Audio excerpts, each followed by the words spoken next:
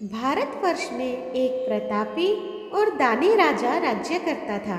वह नित्य गरीबों और ब्राह्मणों की सहायता करता था। यह बात उसकी रानी को अच्छी नहीं लगती थी। वह न ही गरीबों को दान देती और न ही भगवान का पूजन करती थी और राजा को भी दान देने से मना किया करती थी। एक दिन राजा शिकार खेलने वन को गए हुए थे, तो रानी महल में अकेली थी। उसी समय बृहस्पति देव साधु वेश में राजा के महल में भिक्षा के लिए गए और भिक्षा मांगी। रानी ने भिक्षा देने से इनकार किया और कहा, हे साधु महाराज, मैं तो दान पुण्य से तंग आ गई हूँ। मेरा पति सारा धन लुटाते रहते हैं। मेरी इच्छा है कि हमारा धन नष्ट हो जाए, फिर न रहेगा बांस और न ही बजेगी बांसुरी। साधु ने कहा, देवी तुम तो बड़ी विचित्र हो। धन संतान तो सभी चाहते हैं, पुत्र और लक्ष्मी तो पापी के घर भी होने चाहिए। यदि तुम्हारे पास अधिक धन है तो भूखों को भोजन दो, प्यासों के लिए प्याऊ बनवाओ, मुसाफिरों के लिए धर्मशालाएं खुलवाओ। जो निर्धन अपनी कुंवारी कन्याओं का विवाह नहीं कर सकते, उनका विवाह करा दो। ऐसे और कई काम हैं जिनके करने से तुम्हारा यश लोक परलोक में फैलेगा। परंतु रानी पर उपदेश का कोई प्रभाव नहीं पड़ा। वह बोली, महाराज आप मुझे कुछ ना समझाइए। मैं ऐसा धन नहीं चाहती जो हर जगह बांटती फिरूं। साधु ने उत्तर दिया, यदि तुम्हारी ऐसी इच्छा है तो तथास्तु। तुम ऐसा करना कि बृहस्पतिवार को घर लीप कर पीली मिट्टी से अपना सिर धोकर स्नान करना, भट्टी चढ़ाकर कपड़े धोना, और ऐसा करने से आपका सारा धन नष्ट हो जाएगा। इतना कहकर वह साधु महाराज वहां से आलोप हो गए। साधु के अनुसार कई बातों को पूरा करते हुए रानी को केवल 3 बृहस्पतिवार ही बीते थे कि उसकी समस्त धन संपत्ति नष्ट हो गई। भोजन के लिए राजा का परिवार तरसने लगा। तब एक दिन राजा ने रानी से बोला कि हे रानी, तुम यही रहो, मैं दूसरे देश को जाता हूँ, क्योंकि यहाँ पर सभी लोग मुझे जानते हैं, इसलिए मैं कोई छोटा कार्य नहीं कर सकता। ऐसा कहकर राजा परदेश चला गया। वहाँ वह जंगल से लकड़ी काट कर लाता और शहर में बेचता। एक दिन वह अपना जीवन व्यतीत करने लगा। इसी तरह वह अपना जीवन व्यतीत करने लगा। इधर राजा के परदेश जाते ही रानी और दासी दुखी रहने लगे। पर एक बार जब रानी और दासी को 7 दिन तक बिना भोजन के रहना पड़ा, तो रानी ने अपनी दासी से कहा, हे दासी, पास ही के नगर में मेरी बहन रहती है। वह बड़ी धनवान है, तू उसके पास जा और कुछ ले आ, ताकि थोड़ी बहुत गुजर बसर हो जाएगी। दासी रानी की बहन के पास गई। उस दिन गुरुवार था और रानी की बहन उस समय बृहस्पतिवार व्रत की कथा सुन रही थी। दासी ने रानी की बहन को अपनी रानी का संदेश दिया, लेकिन रानी की बड़ी बहन ने कोई उत्तर नहीं दिया। जब दासी को रानी की बहन से कोई उत्तर नहीं मिला तो वह बहुत दुखी हुई और उसे क्रोध भी आया। दासी ने वापस आकर रानी को सारी बात बता दी। सुनकर रानी ने अपने भाग्य को कोसा। उधर रानी की बहन ने सोचा कि मेरी बहन की दासी आई थी, परंतु मैं उससे नहीं बोली, इससे वह बहुत दुखी हुई होगी। कथा सुनकर और पूजन समाप्त करके वह अपनी बहन के घर आई और कहने लगी, हे बहन, मैं बृहस्पतिवार का व्रत कर रही थी। तुम्हारी दासी मेरे घर आई थी, परंतु जब तक कथा होती है तब तक न तो उठते हैं और न ही बोलते हैं, इसलिए मैं नहीं बोली। कहो दासी क्यों आई थी? रानी बोली, बहन तुमसे क्या छिपाऊं, हमारे घर में खाने तक को अनाज नहीं था। ऐसा कहते कहते रानी की आंखें भर आई। उसने दासी समेत पिछले 7 दिनों से भूखे रहने तक की बात अपनी बहन को विस्तार पूर्वक सुना दी। रानी की बहन बोली, देखो बहन, भगवान बृहस्पति देव सबकी मनोकामनाओं को पूर्ण करते हैं। देखो, शायद तुम्हारे घर में अनाज रखा हो।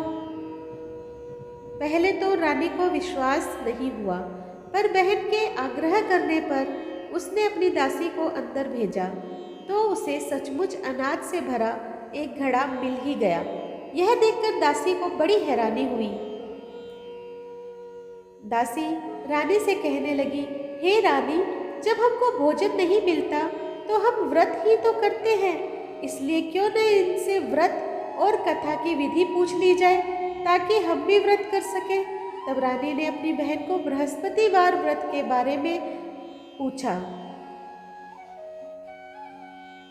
उसकी बहन ने बताया कि बृहस्पतिवार के व्रत में चने की दाल और मुनक्का से विष्णु भगवान का केले की जड़ में पूजन करें तथा दीपक जलाए, व्रत कथा सुने और पीला भोजन ही करें। इससे बृहस्पति देव प्रसन्न होते हैं। व्रत और पूजन विधि बताकर रानी की बहन अपने घर को लौट गई। 7 दिन के बाद जब गुरुवार आया तो रानी और दासी ने व्रत रखा। गुड़साल में जाकर चना और गुड़ लेकर आई। फिर उसने उससे केले की जड़ तथा विष्णु भगवान का पूजन किया। अब पीला भोजन कहाँ से आए? इस बात को लेकर दोनों बहुत दुखी थी। चूंकि उन्होंने व्रत रखा था इसलिए बृहस्पति देव उनसे प्रसन्न थे, इसलिए वे एक साधारण व्यक्ति का रूप धारण कर 2 थालों में सुंदर पीला भोजन दासी को दे गए। भोजन पाकर दासी प्रसन्न हुई और फिर रानी के साथ मिलकर भोजन ग्रहण किया। उसके बाद वे सभी गुरुवार को व्रत और पूजन करने लगी। बृहस्पतिवार भगवान की कृपा से उनके पास फिर से धन संपत्ति आ गई, परंतु रानी फिर से पहले की तरह आलस्य करने लगी। तब दासी बोली, देखो रानी, तुम पहले भी इस प्रकार आलस्य करती थी। तुम्हें धन रखने में कष्ट होता था, इस कारण सभी धन नष्ट हो गया, और अब जब भगवान बृहस्पति की कृपा से धन मिला है तो तुम्हें फिर से आलस्य होता है। रानी को समझाते हुए दासी कहती है कि बड़ी मुसीबतों के बाद हमने यह धन पाया है, इसलिए हमें दान पुण्य करना चाहिए, भूखे मनुष्यों को भोजन कराना चाहिए और धन को शुभ कार्यों में खर्च करना चाहिए, जिससे तुम्हारे कुल का यश बढ़ेगा, स्वर्ग की प्राप्ति होगी और पितृ प्रसन्न होंगे। दासी की बात मानकर रानी अपना धन शुभ कार्यों में खर्च करने लगी, जिससे पूरे नगर में उसका यश फैलने लगा। बृहस्पतिवार व्रत कथा के बाद श्रद्धा के साथ आरती की जानी चाहिए। इसके बाद प्रसाद बांटकर उसे ग्रहण करना चाहिए। एक दिन राजा दुखी होकर जंगल में एक पेड़ के नीचे आसन जमाकर बैठ गया। वह अपनी दशा को याद करके व्याकुल होने लगा। बृहस्पतिवार का दिन था। एकाएक उसने देखा कि निर्जन वन में एक साधु प्रकट हुए। वह साधु वेश में स्वयं बृहस्पति देवता थे। लकड़हारे के सामने आकर बोले, हे लकड़हारे, इस सुनसान जंगल में तू चिंतामग्न क्यों बैठा है? लकड़हारे ने दोनों हाथ जोड़कर प्रणाम किया और उत्तर दिया, महात्मा जी, आप सब कुछ जानते हैं, मैं क्या कहूँ? यह कहकर रोने लगा और साधु को अपनी आत्मकथा सुनाई। महात्मा जी ने कहा, तुम्हारी स्त्री ने बृहस्पति के दिन बृहस्पति भगवान का निरादर किया है, जिसके कारण रुष्ट होकर उन्होंने तुम्हारी यह दशा कर दी। अब तुम चिंता को दूर करके मेरे कहने पर चलो तो तुम्हारे सब कष्ट दूर हो जाएंगे और भगवान पहले से भी अधिक संपत्ति देंगे। तुम बृहस्पति के दिन कथा किया करो। 2 पैसे के चने मुनक्का लाकर उसका प्रसाद बनाओ और शुद्ध जल से लोटे में शक्कर मिलाकर अमृत तैयार करो। कथा के पश्चात अपने सारे परिवार और सुनने वाले प्रेमियों में अमृत व प्रसाद बांटकर आप भी ग्रहण करो। ऐसा करने से भगवान तुम्हारी सब मनोकामनाएं पूरी करेंगे। साधु के ऐसे वचन सुनकर लकड़हारा बोला, हे प्रभु, मुझे लकड़ी बेचकर इतना पैसा नहीं मिलता जिससे भोजन के उपरांत कुछ बचा सकूं। मैंने रात्रि में अपनी स्त्री को व्याकुल देखा है। मेरे पास कुछ भी नहीं जिससे मैं उसकी खबर मंगा सकूं। साधु ने कहा, हे लकड़हारे, तुम किसी बात की चिंता मत करो। बृहस्पति के दिन तुम रोजाना की तरह लकड़ियां लेकर शहर को जाओ। तुमको रोज से दुगना धन प्राप्त होगा, जिससे तुम भली भांति भोजन कर लोगे तथा बृहस्पति देव की पूजा का सामान भी आ जाएगा। इतना कहकर साधु अंतर्ध्यान हो गए। धीरे धीरे समय व्यतीत होने पर फिर वही बृहस्पतिवार का दिन आया।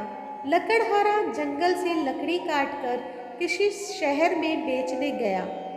उसे उस दिन और दिन से अधिक पैसा मिला। राजा ने चना गुड़ आदि लाकर गुरुवार का व्रत किया। उस दिन से उसके सभी क्लेश दूर हुए। परंतु जब दोबारा गुरुवार का दिन आया तो बृहस्पतिवार का व्रत करना भूल गया। इस कारण बृहस्पति भगवान नाराज हो गए। उस दिन उस नगर के राजा ने विशाल यज्ञ का आयोजन किया तथा शहर में यह घोषणा कर दी कि कोई भी मनुष्य अपने घर में भोजन ना बनाए, न आग जलाए। समस्त जनता मेरे यहाँ भोजन करने के लिए आए। इस आज्ञा को जो न मानेगा उसे फांसी की सजा दी जाएगी। इस तरह की घोषणा संपूर्ण नगर में करवा दी गई। राजा की आज्ञा अनुसार शहर के सभी लोग भोजन करने गए, लेकिन लकड़हारा कुछ देर से पहुंचा, इसलिए राजा उसको अपने साथ घर लेकर चले गए और ले जाकर भोजन करा रहे थे तो रानी की दृष्टि उस खूंटी पर पड़ी जिस पर उसका हार लटका हुआ था। वह वहां पर दिखाई नहीं दिया। रानी ने निश्चय किया कि मेरा हार इस मनुष्य ने चुरा लिया है। उसी समय सिपाहियों को बुलाकर उसको कारागार में डलवा दिया। जब लकड़हारा कारागार में पड़ गया और बहुत दुखी होकर विचार करने लगा कि न जाने कौन से पूर्व जन्म के कर्म से मुझे यह दुख प्राप्त हुआ है, और उसी साधु को याद करने लगा जो कि जंगल में मिला था। उसी समय तत्काल बृहस्पति देव साधु के रूप में प्रकट हुए और उसकी दशा को देखकर कहने लगे, अरे मूर्ख, तूने बृहस्पति देव की कथा नहीं करी, इस कारण तुझे दुख प्राप्त हुआ है। अब चिंता मत कर, बृहस्पतिवार के दिन कारागार के दरवाजे पर 4 पैसे पड़े मिलेंगे। उनसे तू बृहस्पति देव की पूजा करना, तेरे सभी कष्ट दूर हो जाएंगे। बृहस्पति के दिन उसे 4 पैसे मिले। लकड़हारे ने कथा कही। उसी रात्रि को बृहस्पति देव ने उस नगर के राजा को स्वप्न में कहा, हे राजा, तुमने जिस आदमी को कारागार में बंद कर दिया है वह निर्दोष है, वह राजा है, उसे छोड़ देना। रानी का हार उसी खूंटी पर लटका है। अगर तू ऐसा नहीं करेगा तो मैं तेरे राज्य को नष्ट कर दूंगा। इस तरह रात्रि के स्वप्न को देखकर राजा प्रातः काल उठा और खूंटी पर हार देखकर लकड़हारे को बुलाकर क्षमा मांगी तथा लकड़हारे को योग्य सुंदर वस्त्र आभूषण देकर विदा कर दिया। बृहस्पति देव की आज्ञा अनुसार लकड़हारा अपने नगर को चला गया। राजा जब अपने नगर के निकट पहुंचा तो उसे बड़ा आश्चर्य हुआ। नगर में पहले से अधिक बाग, तालाब, कुएं तथा बहुत सी धर्मशाला, मंदिर आदि बन गए थे। राजा ने पूछा कि यह किसका बाग और धर्मशाला है। तब नगर के सब लोग कहने लगे, यह सब रानी और बांदी के हैं। जो राजा को आश्चर्य हुआ और गुस्सा भी आया। जब रानी ने यह खबर सुनी कि राजा आ रहे हैं तो उन्होंने बांदी से कहा कि हे दासी, देख, राजा हमको कितनी बुरी हालत में छोड़ गए थे। हमारी ऐसी हालत देखकर वह लौट न जाए, इसलिए तू दरवाजे पर खड़ी हो जा। आज्ञा अनुसार दासी दरवाजे पर खड़ी हो गई। राजा आए तो उन्हें अपने साथ ले आना। तब राजा ने क्रोध करके अपनी रानी से पूछा कि यह धन तुम्हें कैसे प्राप्त हुआ है। तब उन्होंने कहा, हमें यह सब धन बृहस्पति देव के इस व्रत के प्रभाव से प्राप्त हुआ है। राजा ने निश्चय किया कि 7 रोज बाद तो सभी बृहस्पति देव का पूजन करते हैं, परंतु मैं प्रतिदिन दिन में 3 बार कहानी तथा रोज व्रत किया करूँगा। अब हर समय राजा के दुपट्टे में चने की दाल बंधी रहती तथा दिन में 3 बार कहानी कहता। एक रोज राजा ने विचार किया कि चलो अपनी बहन के यहाँ जावे। इस तरह निश्चय कर राजा घोड़े पर सवार हो अपनी बहन के यहाँ को चलने लगा। मार्ग में उसने देखा कि कुछ आदमी एक मुर्दे को लिए जा रहे हैं। उन्हें रोककर राजा कहने लगा, अरे भाइयों, मेरी बृहस्पति देव की कथा सुन लो। वे बोले, लो, हमारा तो आदमी मर गया और इसको अपनी कथा की पड़ी है। परंतु कुछ आदमी बोले, अच्छा कहो, हम तुम्हारी कथा भी सुनेंगे। राजा ने दाल निकाली और जब कथा आधी हुई थी कि मुर्दा हिलने लग गया, और जब कथा समाप्त हो गई तो राम राम करके मनुष्य उठकर खड़ा हो गया। आगे मार्ग में उसे एक किसान खेत में हल चलाता मिला। राजा ने उसे देखा और उससे बोले, अरे भैया, तुम मेरी बृहस्पतिवार की कथा सुन लो। किसान बोला, जब तक मैं तेरी कथा सुनूंगा तब तक 4 हरया जोत लूंगा। जा, अपनी कथा किसी और को सुनाना। इस तरह राजा आगे चलने लगा। राजा के हटते ही बैल पछाड़ खाकर गिर गए तथा किसान के पेट में बड़ी जोर का दर्द होने लगा। उस समय उसकी माँ रोटी लेकर आई। उसने जब यह देखा तो अपने पुत्र से सब हाल पूछा और बेटे ने सभी हाल कह दिया। तो बुढ़िया दौड़ी दौड़ी उस घुड़सवार के पास गई और उससे बोली कि मैं तेरी कथा सुनूंगी, तू अपनी कथा मेरे खेत पर चलकर ही कहना। राजा ने बुढ़िया के खेत पर जाकर कथा कही, जिसके सुनते ही वह बैल उठ खड़े हुए तथा किसान के पेट का दर्द भी बंद हो गया। राजा अपनी बहन के घर पहुंचा। बहन ने भाई की खूब मेहमानी की। दूसरे रोज प्रातःकाल राजा जगा तो वह देखने लगा कि सब लोग भोजन कर रहे हैं। राजा ने अपनी बहन से कहा, ऐसा कोई मनुष्य है जिसने भोजन नहीं किया हो? मेरी बृहस्पतिवार की कथा सुन ले। बहन बोली, हे भैया, यह देश ऐसा ही है कि पहले यहाँ लोग भोजन करते हैं, बाद में अन्य काम करते हैं। अगर कोई पड़ोस में हो तो देख आऊं।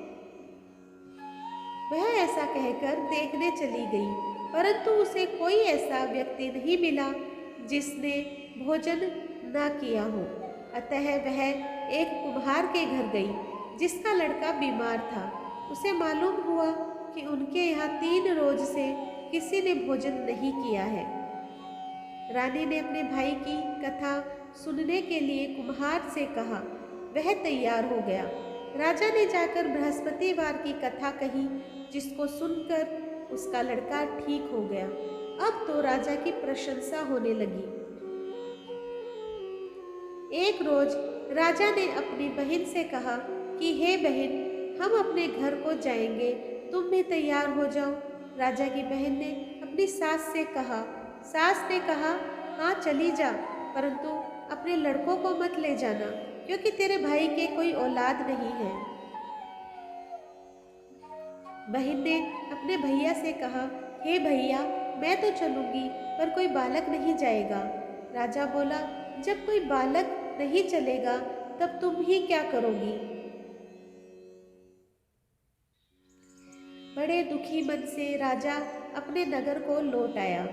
राजा ने अपनी रानी से कहा, हम निर्वंशी हैं, हमारा मुंह देखने का धर्म नहीं है और कुछ भोजन आदि नहीं किया। रानी बोली, हे प्रभु, बृहस्पति देव ने हमें सब कुछ दिया है, वह हमें औलाद अवश्य देंगे।